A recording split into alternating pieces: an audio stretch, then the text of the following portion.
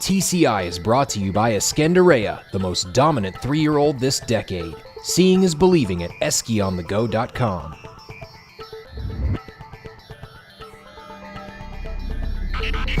Welcome back to TCI, your inside track to the Triple Crown. Alongside Joel Cunningham, I'm John Siegel. Joel, very disappointing. Not going to have a Triple Crown winner again this year. But the good news is all the horses came out in good order, and we could have one heck of a Belmont. We could see our Derby winner and our Preakness winner in a rematch. Let's talk about the Preakness just for a second. You know, we said the break would be very important in the Preakness. We thought we could see some race riding, and they could try to pin Orb down on the inside rail. Joel, when the horses break out, they clearly go to the middle of the track. They give Orb a ton of room down there. Joel decides to keep him down on the rail. Tell me what you think. A lot of people say that this track is very deep and very tiring on the rail. Do you think that played a factor? I mean, I think it certainly could have been. When you look at the head-on replay, the fact that most of the horses were off the rail, obviously naturally, you had Orb breaking from the one hole, was down on the inside. And it was a good break for Orb. He certainly was in great position, and I do think the pace was, fair. 48 and change over that type of track. I know the final time was slow, and everybody wants to talk about that, but the speed rating returns were very good. So I think it was a legitimately run race.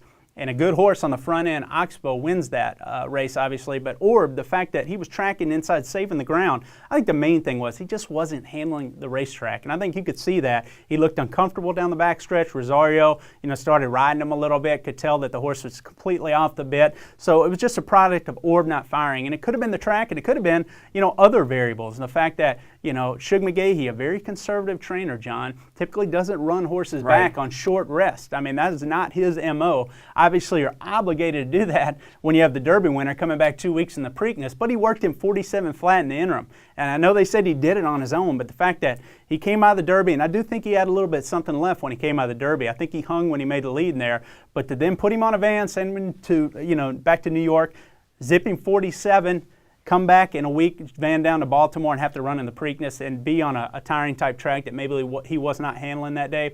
I think it obviously played into a tough situation for the colt.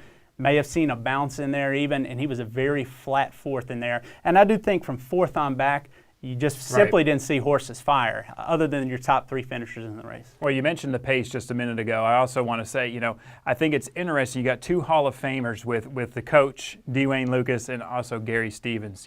They say right before the race, coach told Gary Stevens, hey, listen, you may find yourself on the front end, which is exactly what happened. I mean, Gary said, I didn't on purpose go get the lead. The horse just naturally took me there. And he said that he knew it was over at the half-mile pole because the horse was just traveling so easily. He said, is this really happening? I can't believe that they let me walk the dog on the front end. Yeah, I kind of thought it was over at the half-mile pole as well. I mean, you see his ears flickering. He's on an easy lead, John. And we've always thought Oxbow was a high-quality colt. I mean, he was consistently in our top four when he was, much maligned, I think, in a lot of analyst-type polls when the fact that everybody kept making excuses for the fact that he ran bad in the Arkansas Derby. He just wasn't getting the trips, and he's such a tough horse to ride, but he has the tools. And we saw those tools. And the fact that he's a high-quality cruiser, and he was on the front end flicking his ears, and I thought he looked great before the race. I mean, when they showed him in the post-parade, I thought he looked excellent, John. And to me, it was just a product of a colt that put everything together on the right day, and I figured he would be very tough in that race. I didn't think he'd be on the lead, but even in hindsight, look back at the Derby. If Palace Malice doesn't run off and go 45 and change with blinkers, he may have been on the lead in the Derby. So here's just a colt with a high cruising speed. Gary Stevens has found a way to get along with him. Came in with a 49 and change, a pretty slow work, which shows me he was able to get along with the colt, learning more about him, good chemistry there. Next thing you know, you find yourself on the lead in a race that, frankly, you think there's 5 horses with speed, but, I think all the trainers and jockeys looked at the form and said, I don't want to be on this pace. It's going to be suicidal. Stevens, Hall of Fame rider, was aggressive. Right. Everybody else took pack.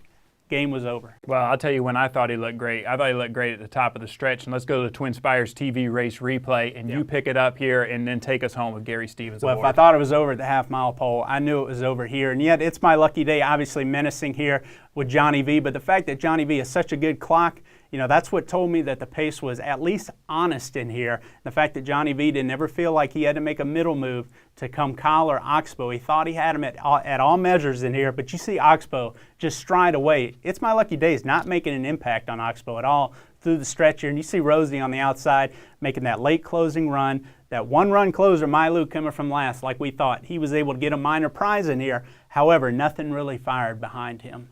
All right, Joel, with one thing for sure, we now move on to the Belmont, and like we mentioned, we could see our Preakness and Derby winner in a rematch. But Joel, this field is packed. We got Golden Soul, second in the Derby, Revolutionary, third in the Kentucky Derby, and we got a lot of new shooters in here, including Freedom Child, and hey, we may even have a filly in the Belmont. Yeah, unlimited budget. You could see here and there. You could see multiple Rapoli-owned horses, and certainly you could see, maybe 4 or 5 Todd Pletcher trained horses in here, and what could be a 10 or 12 horse field. I think you're going to see a lot of late entrants in here. People, really trying to take a shot at that questionable 1.5 mile distance.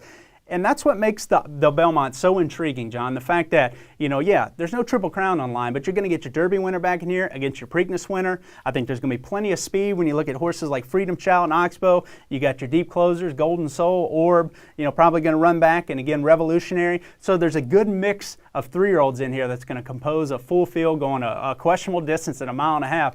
To where you're really going to have that pedigree to hold up down the stretch in that race in New York. So very intriguing. And right now, I'll say this.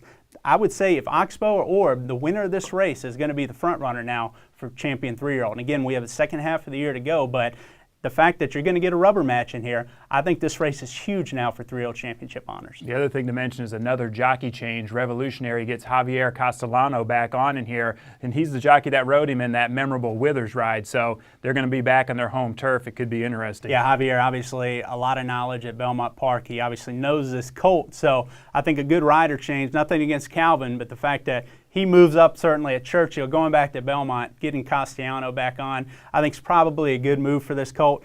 And again, when you look at the Revolutionary, you think, okay, maybe he can run all day.